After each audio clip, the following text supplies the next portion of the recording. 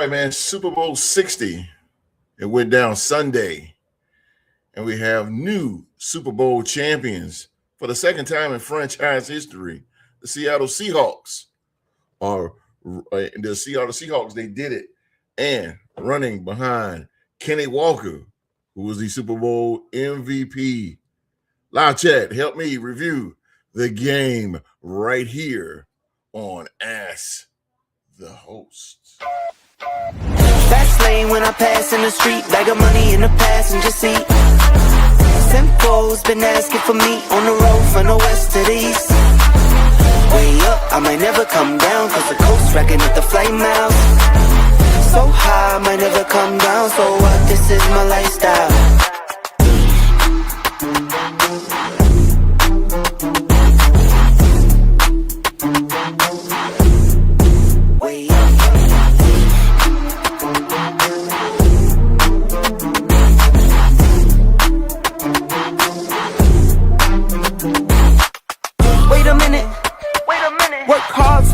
So that's why it's all tinted. Wait a minute. Had a real late night, woke up with my head spinning out in Nashville. It's been mad real. I need sunglasses, I need Advil. I like fake moves and my cash real. I like first place, you're in last deal.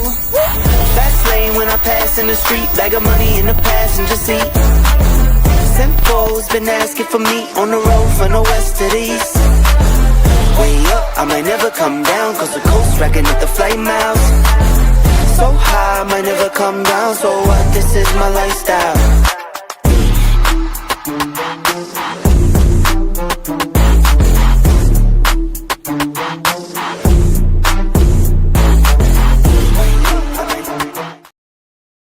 All right, man, thank you guys for being here with me tonight, wherever you are watching me. This is Ask the Host, and this is a show that's made for you, the people, the sports fans, the audience, wherever you are, man, whatever you got for me, man, please feel free to ask. Please ask whatever you want, sports related, whatever questions you have for me, as well, man. So if you guys got anything for me tonight, the live chat is open. I am open. I'm only here for 1 hour, man. So let's do this thing. Live chat, let everybody file in here real quick. Probably take a minute for everybody to file up in here. Again, thank you guys for being here with me. Super Bowl 60. Oh, boy. Boy. Super Bowl 60. Man, I can't believe football season is over just like that. Crazy. It's crazy, man. Josh Janko, what's happening? Everybody follow on in here. See the live chat starting to build up. Thank everybody. You guys give me what you got for the Super Bowl, man. I'm listening. I'm all ears tonight. No, I can't. I'm too old. Can you?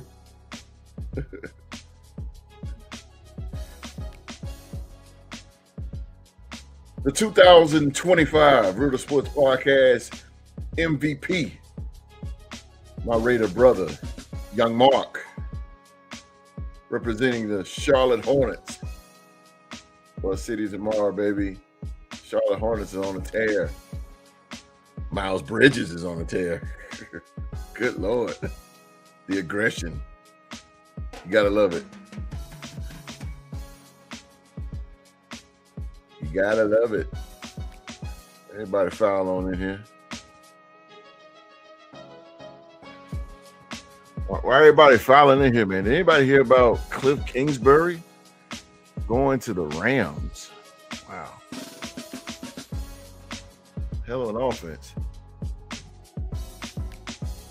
Cliff Kingsbury is joining the Los Angeles Rams coaching staff. I really don't see a place for him there, but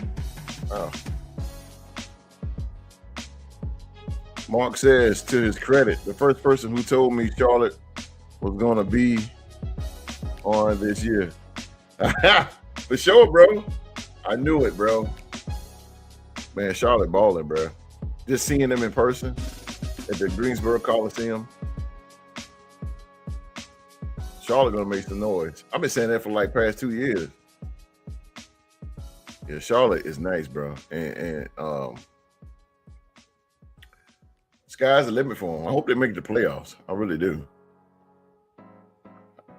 That'll be a thing of beauty, man, to see Charlotte go to the playoffs. Mark, you got to give a shout out to your coach too, man. Holy moly. You turn that franchise around. Really turned it around.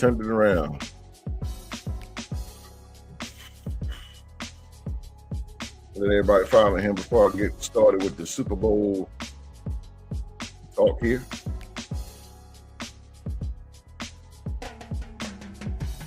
Super Bowl talk. A little warm today, man. I can't believe we're going from 20 degrees to 70. It's crazy here in North Kakalaki. It's crazy. It was 20-something degrees this morning, and it ended up being like 68. Beautiful weather today. It's crazy.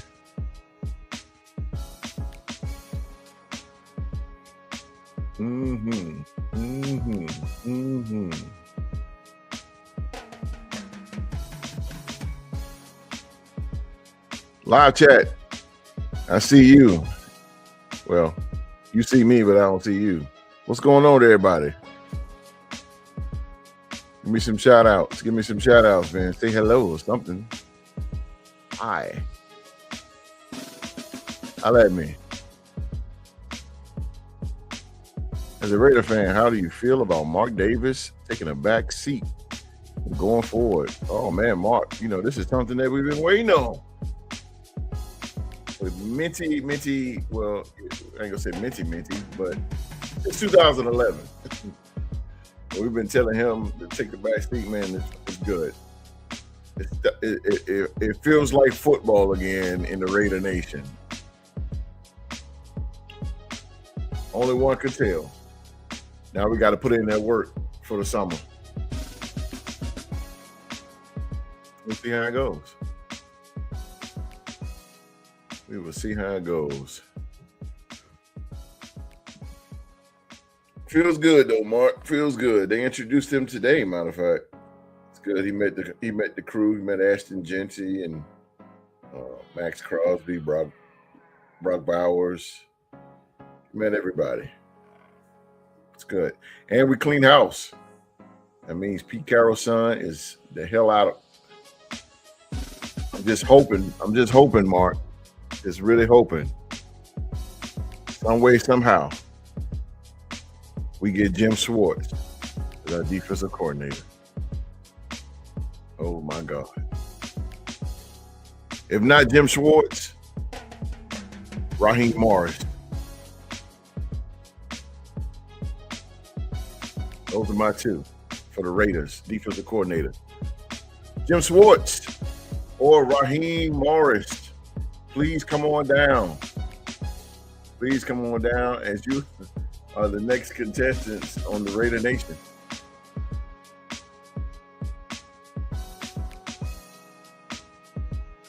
Pete Carroll down bad right now between the Raiders and the Seahawks. I almost feel bad for him. Yeah, I do too. Pete Carroll's a good guy, man. It's just time for him to sit down, though. But I agree with you, Mark. Seahawks won. Raiders look like they're improving. I'm saying look like because, come on, we just got here, so.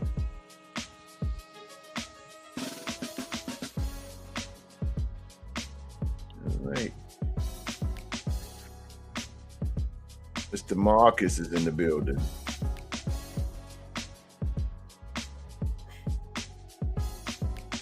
$7:16, probably everybody eating dinner.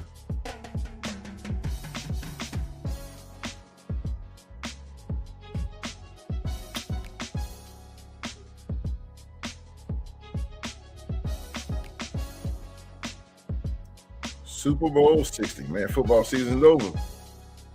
You guys out there watching and listening, man, hey, man, check out the UFL. It's good football there, man. UFL, man, I'm telling you. Good football, UFL. Coming up in the spring. March 27th, the UFL starts. I'm telling you, man. I'm telling you, that is good football. You guys ought to check it out. The officiating is pretty even Steven around the way. I like the challenge system. Most importantly, I like in the UFL that they can actually hit. I love that. I love the play calling. You can hear the play calling, the coach calling plays. You can hear the coaches interacting with the players. I'm telling you, man, UFL, you guys, is something special. I really wish a lot of eyes can get on that product. I really do. No, I tell them, but I won't tell them that.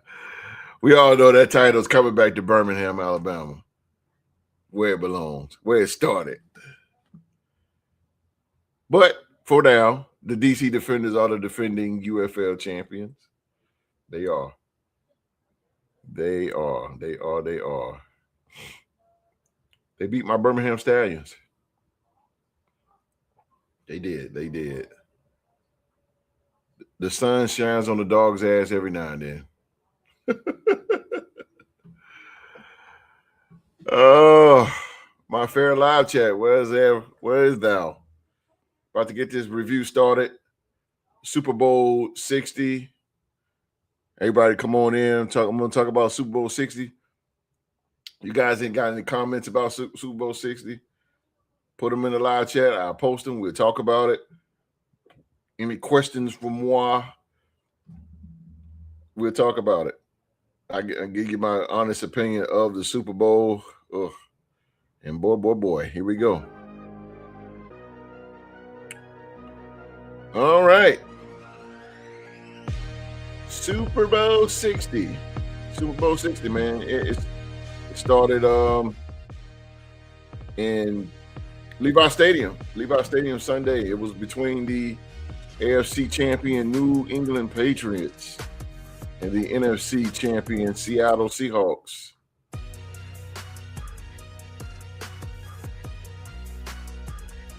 Let me height real quick. Like I'm getting on the mic.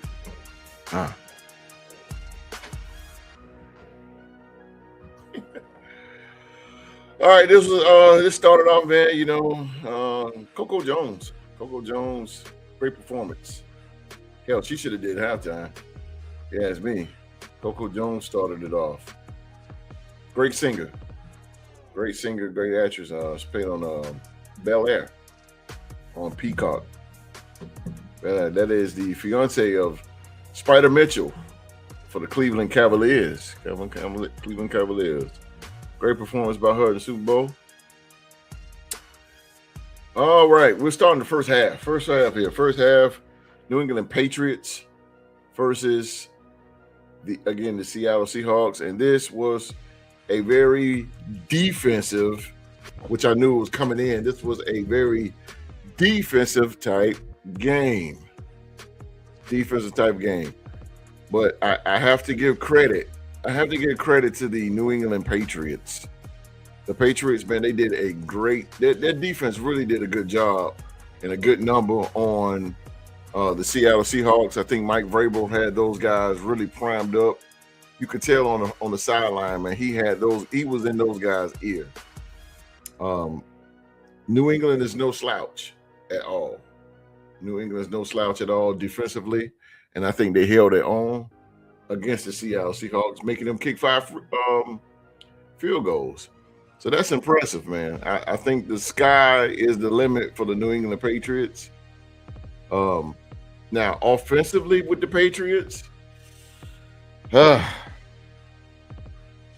going to tell you now, ladies and gentlemen, Stephon Diggs is not it.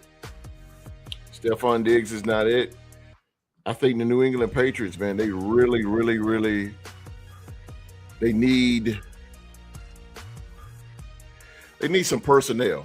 They need more offense. They need a playmaker, man. When you don't have a playmaker in the National Football League, your team really lacklusters.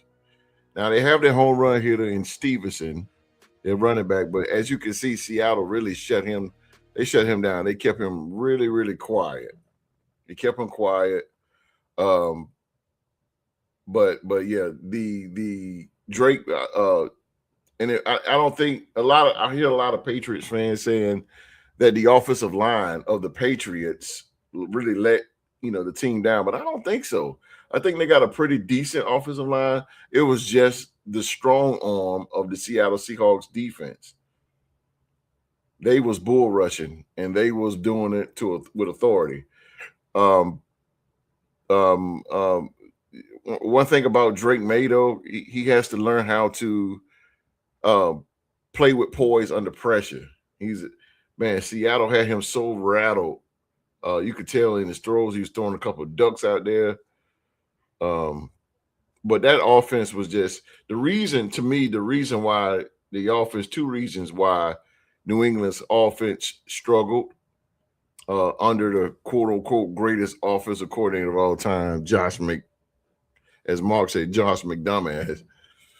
Um, two reasons why I struggle. A, because of the greatness of the dark side defense of Seattle, and two, the New England Patriots desperately, and I mean desperately, need playmakers. Stephon Diggs is not the guy to take over. You need a guy that's going to take over a game like a Justin Jefferson, a Jamar Chase, hell, even a Tyreek Hill. You need a playmaker. You need a guy that's going to, on third down, you call his number, he's going to get it. A Puka Nacua, even a Devontae Adams. You need something. And Stephon Diggs is not it. They tried Kayshon Boutte, and that didn't work either. It did not work for the New England Patriots.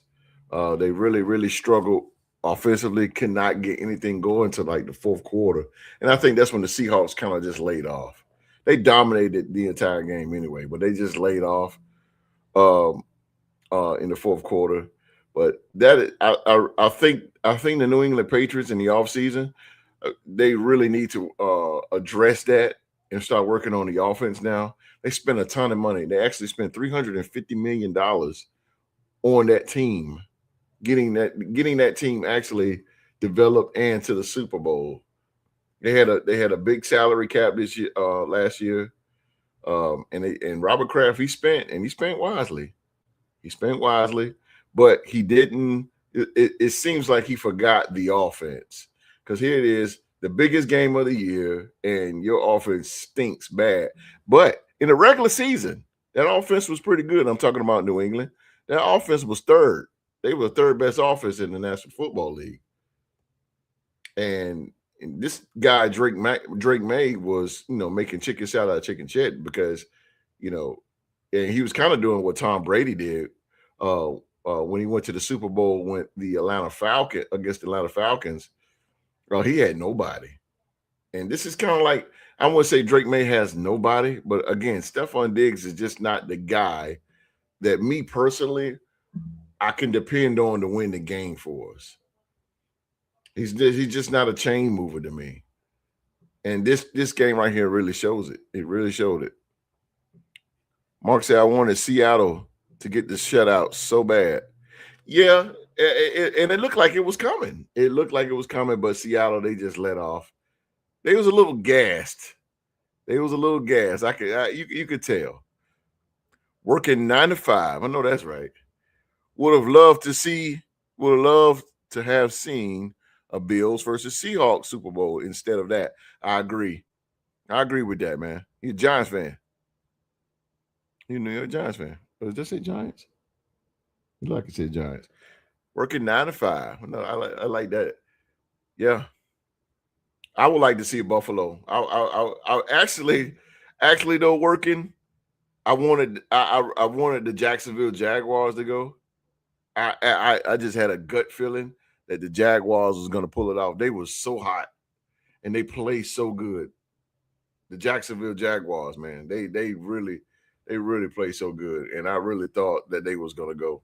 And that would have been pretty decent. The Jacksonville Jaguars versus the Seattle Seahawks. That would have been really good.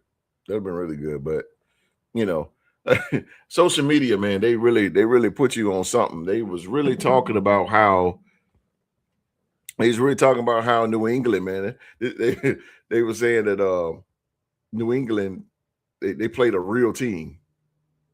I said, damn. And then so they were saying that New England they had an easy ride to the Super Bowl.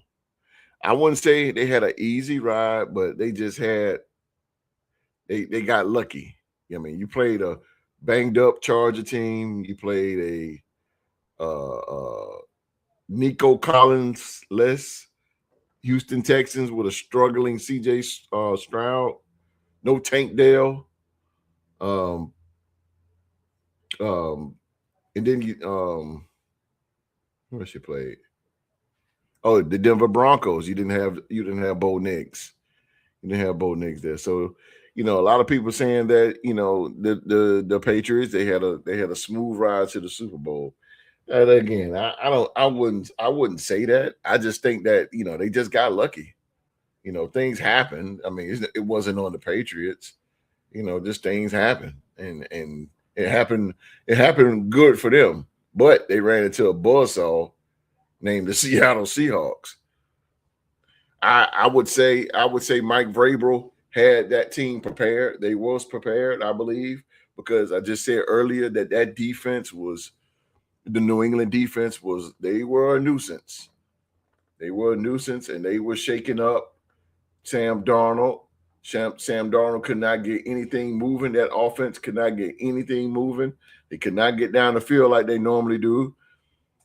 They couldn't get down the field with Jackson Smith Enigma to move the chains. And it's one guy that stood out for the New England Patriots to me, and it was number 0. And you go by the name of Christian Gonzalez. Christian Gonzalez saved the New England Patriots.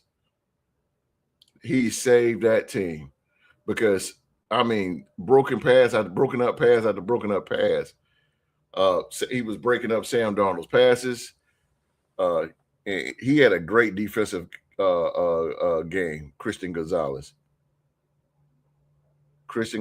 He actually balled out, man, and it was good to see. It was good to see Christian Gonzalez do his thing. He really saved that New England team because I think the score was 29-13. I mean, if it wasn't that, it'd have probably been 43 because for sure he broke up 2 touchdowns. Christian Gonzalez did. It probably would have been 43-13 to that point. But yeah, Christian Gonzalez really stepped up. It was good to see that young man do his thing. And again, New England's defense is nothing to sleep on at all. Mike Vrabel had those guys prepared. He had the whole team prepared, but just the offense was just wasn't moving. And again, I said again, like I said earlier, 2 reasons why New England's defense did not get going. I mean, New England's offense did not get rolling. 1, because of the greatness and the bull rushing of the Seattle Seahawks. And then 2, you don't have personnel. You don't have that playmaker, New England.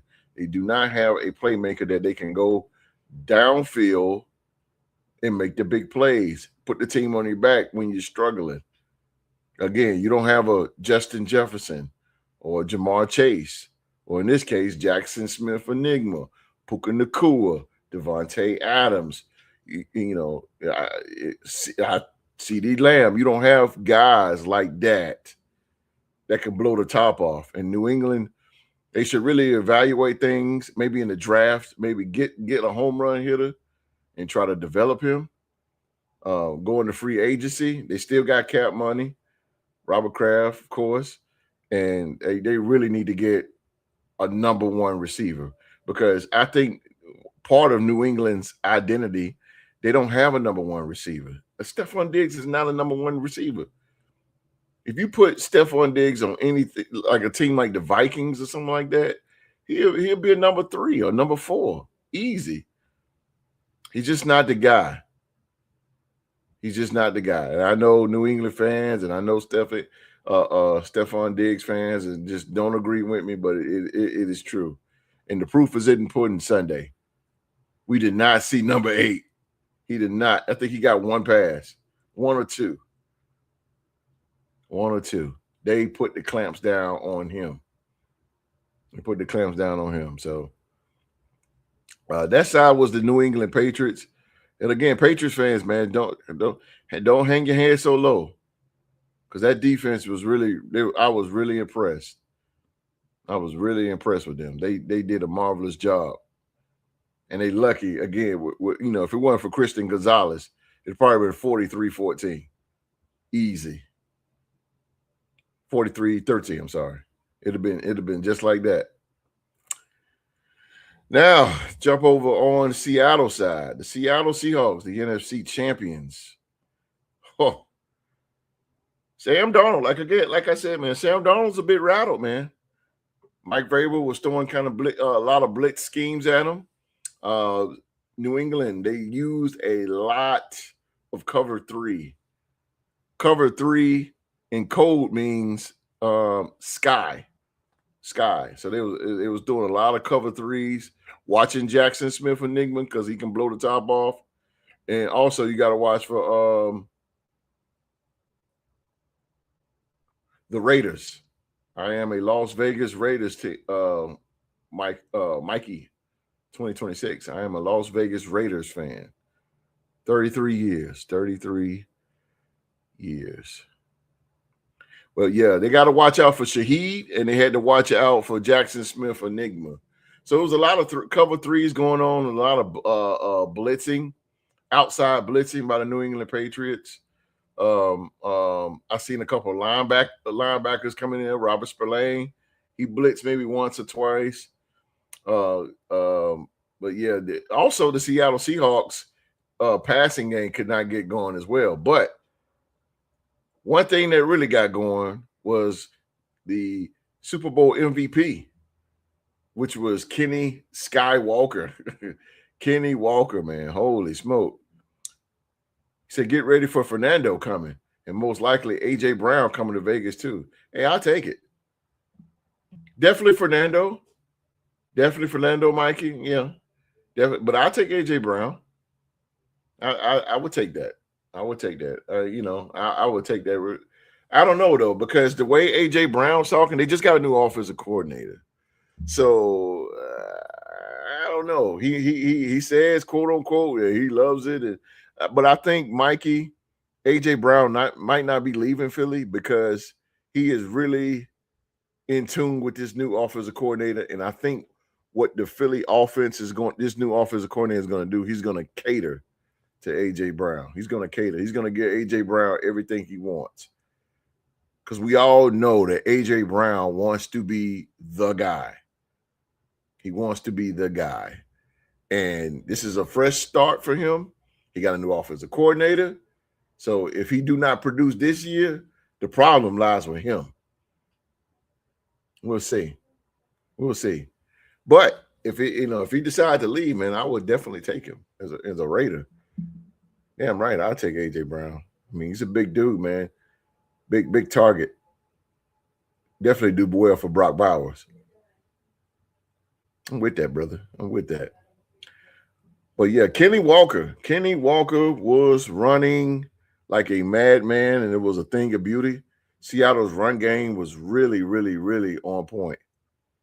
They were really on point. Kenny Walker. They probably would have been even worse of a running run if old Chardonnay was there. Oh my God, those two probably one of the best 1-2 combinations in the backfield, man, in the NFL. But yeah, Kenny Walker, man, he had a great game. Kenny Walker is, man, he's a beast. And I like how Shinobi swag. Yo, we won 12. Congratulations, 12. Congratulations, you are champs. Seahawk fan. Mikey said my favorite team is Dallas, and my favorite player is Dak, not Pickens because of his toxic behavior. Oh, okay. You know what? And you're absolutely right. You're absolutely right. And George Pickens, Mikey, he is a oh man, I'm not trying to slander the name right here, National Public. He's a nuisance. He's a nuisance to the team. His antics.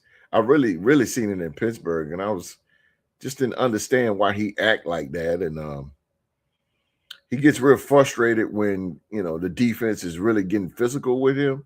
He gets real frustrated fast. He's kind of like a Russell Westbrook of football. You can easily rattle him. That's how Russell Westbrook is. You can easily rattle Russell Westbrook, and it throws him off his whole game. It's kind of like that with George Pickens. Um, you said Dak Prescott is your favorite player. You're not bad. Dak Prescott, I like Dak Prescott too. A lot of people don't like him. I don't know why. Well, people say that he can't win a big game, but I do like Dak Prescott too because he is a bona fide leader. Dak Prescott is a bona fide leader, and he's a good quarterback. He's a good quarterback. He has some struggling times, but this year he's been pretty solid. He's been pretty solid. Um, yeah, I like Dak Prescott. I like Dak Prescott as the man. Dak Prescott, man, he's a good leader, man. Good leader. Nothing wrong with the Cowboys. I got no beef against the Cowboys at all. A lot of people hate them. A lot of people hate the Cowboys, man. Good Lord, boy, that one team people can't stand. And I think people just can't stand the fans. Cowboy fans, man, boy, when they win, boy, they kissing babies and throwing confetti in the air. But when they lose, boy, they go hide in the nearest bomb shelter. They ain't coming out. They don't want to hear it. They do not want to hear it. But yeah, I got as a Raider fan, I got respect for Dallas. I got respect for Dallas. I like Dak Prescott. I really do. Shinobi, he says, Dak, a stand-up dude. He's a certified leader. But as long as Jerry Jones running shit, yeah, y'all ain't winning it. Yeah. I can agree with that too. I can agree with that. Sometimes, and okay, I'm gonna play devil's advocate here. Jerry Jones created this team. Jerry Jones, I know, no, not created, but Jerry Jones really is the Dallas Cowboys. Besides Tom Landry, he really turned this franchise around. So it's like his baby. He invested millions and millions of dollars to make the Cowboys what it is today. But I understand him, Jerry Jones. He's not going to let go because, again, it's something that he's invested in a whole lot. And it's kind of hard when you invest in something, it's kind of hard to just walk away and let somebody else take reins because there's a lot of ego and pride mixed with that.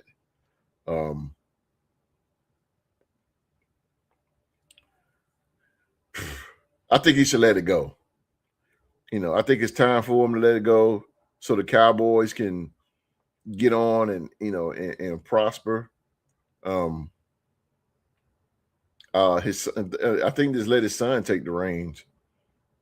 But again, man, this is Jerry Jones. This is a guy that's not gonna let go of that Dallas Cowboys presidency, or he's a president, the owner, and the general manager. He's not gonna do none of. He's not gonna let none of those positions go. But again, I understand because it's like his baby. So I understand. I understand what Jerry Jones, but he does need to let go. He do need to let go. He need to let go so Dallas can prosper and get some players in there and begin to start being start bringing their games and stuff to fruition, man. So because Dallas Cowboys have the number one fan base in the world. Everybody's a Cowboy fan, so those fans are looking each and every single year to get something going. And it's like Jerry's just like he just keeping hands in the pot, and it's he just got to let go. But stubborn old men like that, man. Even with my former, God bless his soul, Al Davis. You know, Al got older. Al didn't want to let go.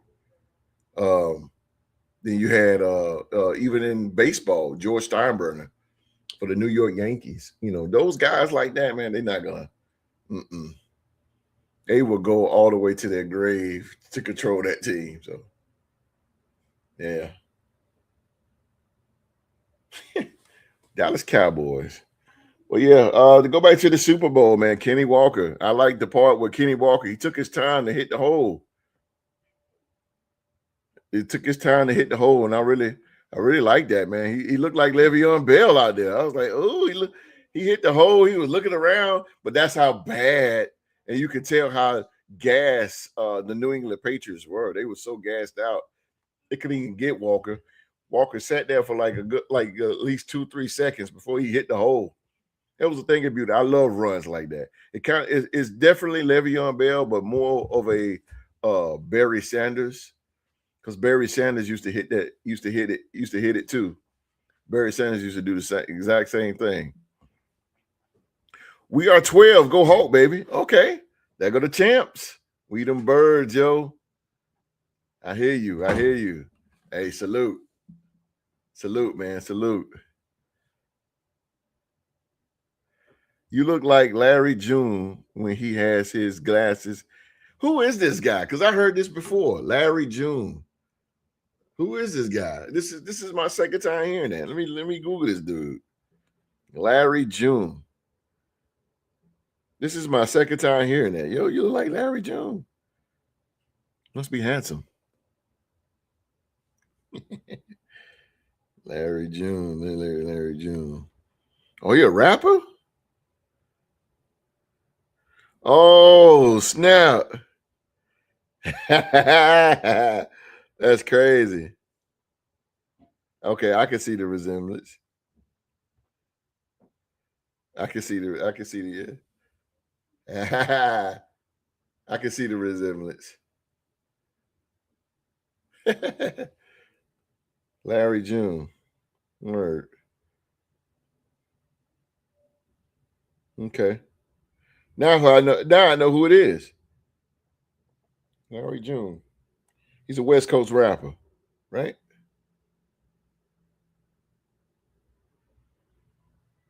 Currency. I don't know none of these guys, y'all. Freddie Gibbs, Jay Worthy. I know 2 Chainz. I heard Currency. Alchemist. I heard of him too. But yeah. Okay, Larry June, I got you. That's crazy. Always the live chat, man, to always get you into something, man. It's good. Larry June. I take that. Good looking dude. Yeah. So let me ask you guys something. Live chat. Those of you that hear the sound of my voice, the biggest $1 million question is what everybody think about a halftime show. Everybody think about it. What you think about a halftime show of the Super Bowl 60?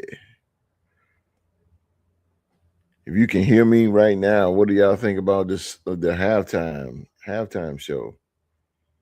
Oh man. You want my take of it? I think it was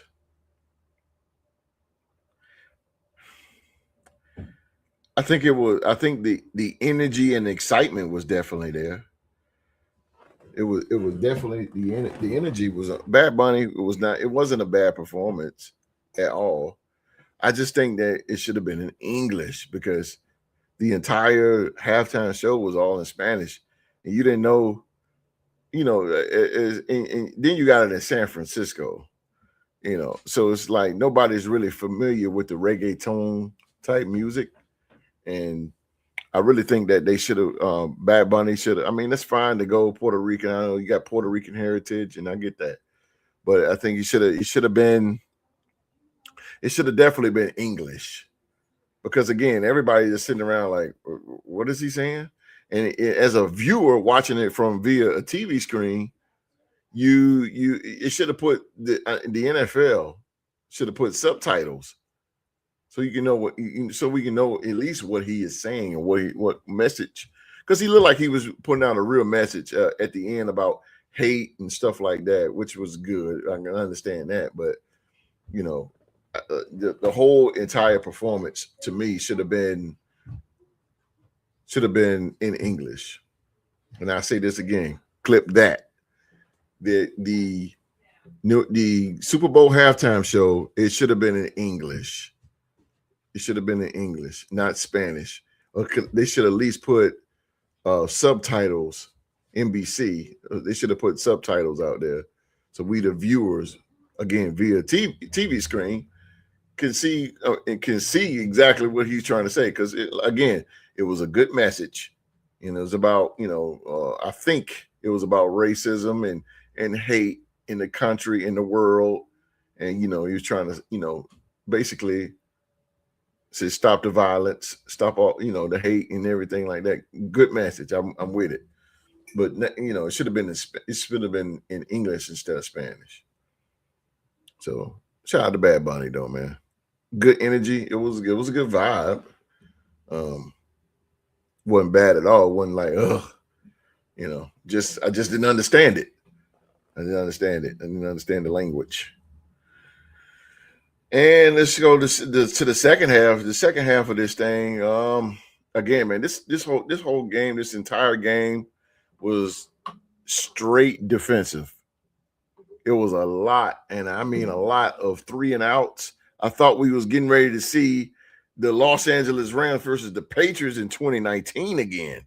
I was like, good God, this thing here's a little, it's a little boring here. I mean, we just want to see a long touchdown. They did air it out a couple of times. Mac Hollins caught a big one. That was pretty cool. And I see they threw it to Shaheed, man, but man, Sam Darnold, man, that dude Shaheed, man, he put on the Jets. He was gone. That dude is fast, man. And Sam Darnold he overthrew him slightly, just a little bit. He overthrew him, and I was like, oh my God, that right there would have been the biggest momentum booster probably of the Super Bowl right there. That right there would have had everybody hype. Everybody hype. The defense, Stevenson. I thought Stevenson was going to actually get off for New England. I thought he was going to actually get off, man. But he didn't really do jack, man, because Mike McDonald was he was putting 6 at the line. He was going, what was it? 6-3-2 defense. And those of you don't know what a 6-3-2 defense is you got 6 defensive linemen, you got 3 linebackers, and 2 defensive backs. So basically, you're making a giant wall to stop the run. It's called a 6-3-2 defense. 6-3-2. It's more to stop the run. It's kind of like a modified 3-4. Very modified 3-4. And that's what happened, and it shut down Stevenson. Mike McDonald, he was also throwing a lot. I mean, he played mostly zone the whole entire game. That's why we didn't hear nothing from Stephon Diggs. And we heard Booty a couple of times, but not like that. Mike McDonald had those guys under wraps. But the defense, man, that zone blitz defense was off the chain. They was off the chain, bro. They was off the chain. And it was a thing of beauty, man. And those of you know what a zone I didn't know that on my phone. But yeah, the zone defense, man, it was it's called a glitz blitz. Say that 5,000 times. Glitz blitz. blitz, or fire coverage. Let's just use that. It's a fire coverage. So if you ever see defensive backs, they out there and they say fire, fire, fire, fire. That's zone blitz. So that means what it is a zone blitz, ladies and gentlemen, is when a defensive lineman, check this out, and it's more of a dime prevent package too. Defensive lineman, let's say you got 5 defensive linemen or 6. Let's do 6. 6 defensive linemen. One of them is a spy. One of them is going to look like he's going to rush, but he's going to play coverage. He's going to go back into coverage. So that means you got 5 rushing, and then the cornerback, that's the one who's going to actually come in. As you can see, you guys see Witherspoon, he was coming in. So that's the beauty of Mike Macdonald. He was really disguising the blitzes, really great. And again, a zone blitz is you got 6 defenders, you got 6 on the line, right? Let's do the 6-3-2 defense. You got 6 on the line, you got 3 linebackers, Mike, Will, Sam, and then you got 2 defensive backs, right? Splitting 2 defensive backs, splitting the field. You got one on this side and one on this side. They both split. So if the ball comes in the middle, they're gonna come right there. Okay. It's like in basketball, like a 2-3 zone. Okay.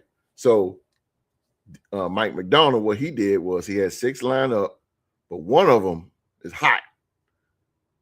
One of them is going to drop back into coverage soon as the ball is hot, and it throws confusion off, and it confused the hell out of Drake May because the defensive lineman dropped back in coverage, and Witherspoon, when Drake May looking this way and he see that defensive lineman dropping back to coverage, he's not looking that way. Here comes Witherspoon coming off the line with a blitz.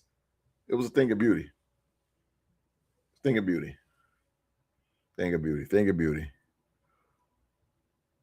It was good, man. That was good. I was all with it. I was all with it, man.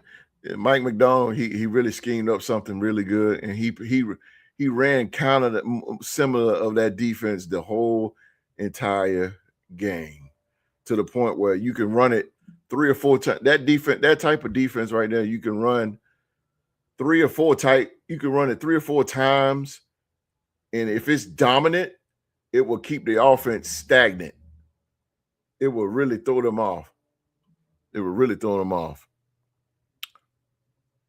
What's up, Art? Seahawks won 29-13. Yes, they did. I was saying earlier, man, if it wasn't for Christian Gonzalez, hell, it would have been like 43-13.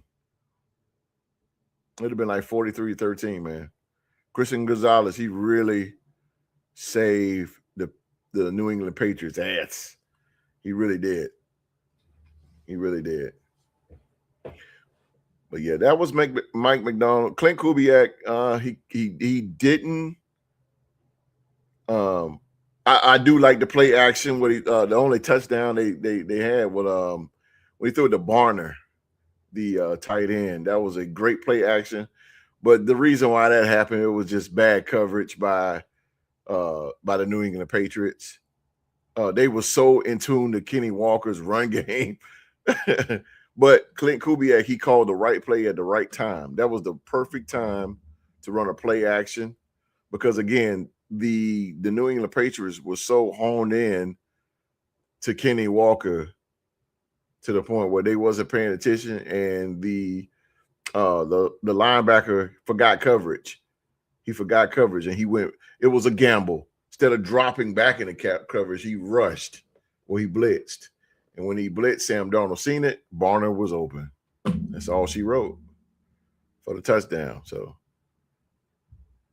yeah, you guys got to watch these games, man. You could see, and you Madden players out there, you could see what's actually, going on, man. Defense, knowing plays, and again, I just know plays because as a kid, I used to have books and stuff, and I was just so fascinated in plays and always been like that, the X's and O's. Um, like John Gruden said, it's a game in a game. It's a game in a game. And yeah, but Mike McDonald, I was really impressed on how he played and was prepared for the New England Patriots. He was prepared for them, and that was good, man. I really enjoyed the game. It was pretty cool. I stayed up and watched it. I never missed a Super Bowl. I never missed one. And I stayed all the way up for this one. Again, it was a bit slow, but I knew what I was going to get into. Two good defenses, man. Then they're not going to really give up a whole ton of points and stuff like that. Seattle, man, like I said, Seattle, they kicked 5 field goals. They kicked 5 field goals. New England was hailing them down to field goals, which was good. And I say this again, the New England Patriots defense is nothing to sleep on. I think they held their own, and they're pretty decent. And Mike Vrabel had those guys prepared. He had those guys prepared. The New England Patriots are not pushovers whatsoever. They're not. Their defense was pretty stout. They just that offense just could not help them when they needed the most. And I thought the Patriots I thought they was going to try to game on defense because the offense wasn't getting jacked. And so I thought, like, okay. I thought the Patriots was just gonna we're gonna try to score on defense, try to get some fumbles, some interceptions, to no avail.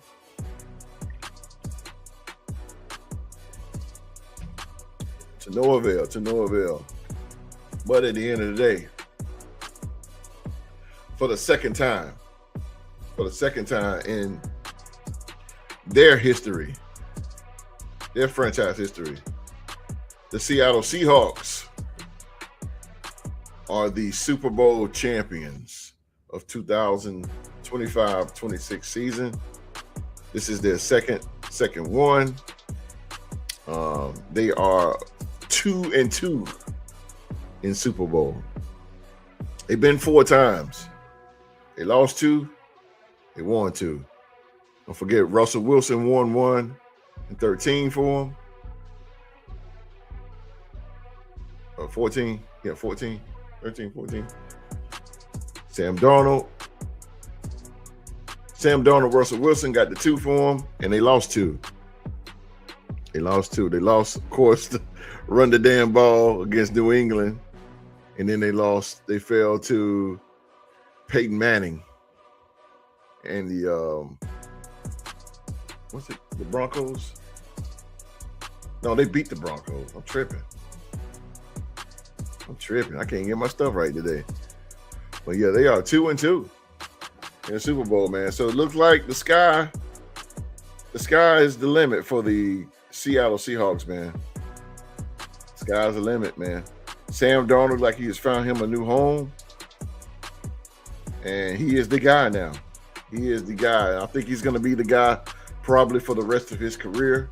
Now that the Super Bowl has really solidified his legacy and really, really now rejuvenated his career.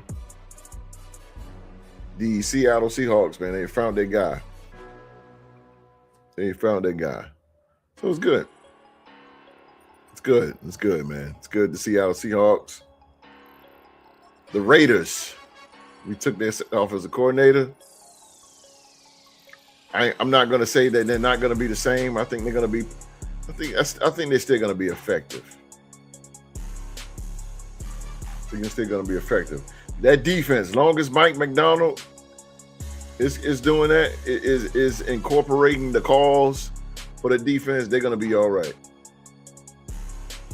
And also, man, if you remember, Mike McDonald, he was the defensive coordinator for the Baltimore Ravens. He is doing the exact thing he did in Baltimore with Witherspoon. He is doing the exact thing he did with Marlon Humphreys in Baltimore. The exact same thing he is doing with Witherspoon. That safety blitz. Mike McDonald, who's the former defensive coordinator for the Baltimore Ravens. Only thing about it differently is he was using Kyle Hamilton, who's a safety. He was doing a lot of safety blitzes, but also he was doing a lot of corner blitzes as well. Marlon Humphreys. He's doing the exact same thing in Seattle. Except Woolley don't come in like that. I don't think he has the speed. But Witherspoon, definitely. The dark side defense is here. The dark side defense is here, man. So they did. Shout out to the Seattle Seahawks. They are the new world champions of football. They are the world champions of football, man. It's a good thing. Long as it ain't Kansas City, I'm okay with that. I'm okay with that. I'm okay with Seattle. I got no beef with them. They've been out of our division for years. Those of you who know, back in the day, the Seattle Seahawks was in the AFC West with my Raiders, and they was a pain in the ass. They were. But nevertheless, they are in the NFC West, away from me. But they are the world champions, so respect to them. Respect to the Seattle Seahawks. Respect to them, man. All righty. I'm going to get on up out of here, man. Get on out of here. That was the reviews for the Super Bowl 60. Just talked about Super Bowl 60 a little bit, gave my little opinion on that, man. If you got any questions or comments, please still feel free after the show. Send your comments in. I see them all, man. I see them all. And I'll talk with you. Send me an email or, whatever the case, or in the live chat. If you come in the live chat later, if you're watching the show tomorrow, if you're watching this same exact show in the morning or on your way to work or whenever, just feel free to put it in the live chat. I see it. I'll talk with you or whatever, man. We can do that. We can do that, man. All right, man. That is the show for the night. Man. If you're watching, thank you for watching another episode of Ask the Host. Hopefully tonight I have entertained you a little bit. Hopefully tonight I've answered some questions. You guys have some questions, or I at least enlighten you on a few things about football, hopefully. If I did all those things, man, please tell YouTube that by hitting that like button. Hit that like button. And if this is your first time watching the show and I think there's something that, you can actually watch each and every week, hit that subscribe button, turn on that bell for all notifications. And also, man, you can join me and Supreme Saturday night. Me and Supreme Saturday night, 7 p.m. I know it's Valentine's Day. And I promise we will not be long at all. I understand that is a long time with your significant other, but we would not be long Saturday night. It would just be me and Supreme. So we'll be talking about new Las Vegas Raiders head coach Clint Kubiak and David Njoku decided it's time to move on from the Cleveland Browns after 9 years. We're going to talk about what team is probably best for him and who can use that talent he has. David Njoku, one of the best tight ends in the National Football League. So come on back Saturday night at 7 p.m.